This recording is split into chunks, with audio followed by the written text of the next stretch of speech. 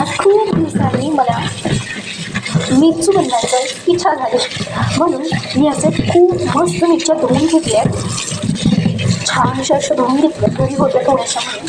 आता मी हे चिरून घेणार आहे छानपैकी. आता ह्या मिरच्या छान असे मी चिरून घेतलेल्या आहेत. आता ह्या कोणते कोणते मसाले टाकायचे मी तुम्हाला सांगणार आहे. म्हणजे मिरच्या अशा मस्त धुवून घेतल्या तुम्ही बघितलं, आणि आता ह्याला चिरून घेतल्यात. हे बघा, मिरची घेतल्यात चिरून, आणि थोडंसं लसूण घेतलं आहे आणि कोथिंबीर घेतली. आता ह्या दोघींना कढईमध्ये चेचून घेणार आहे.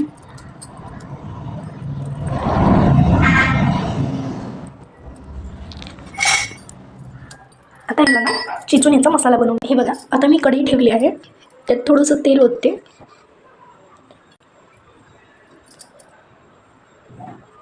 थोडंसं तेल टाकलेलं आहे, आणि याच्यात मी मिरच्या घालणार आहे.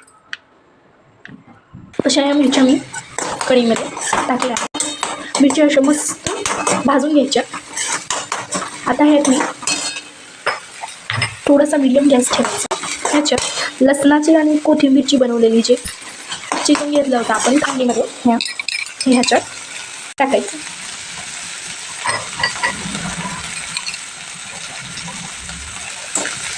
आणि हे छान असं. आता ह्यात थोडंसं नमक घालायचं, जेवढं तुम्हाला लागतं तेवढं चवीनुसार.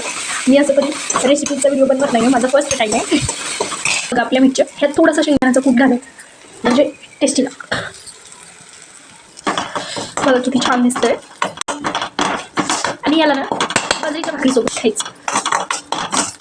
हे बघा, आता माझा मिरचून बनवून झाला आहे, असं छान दिसत आहे.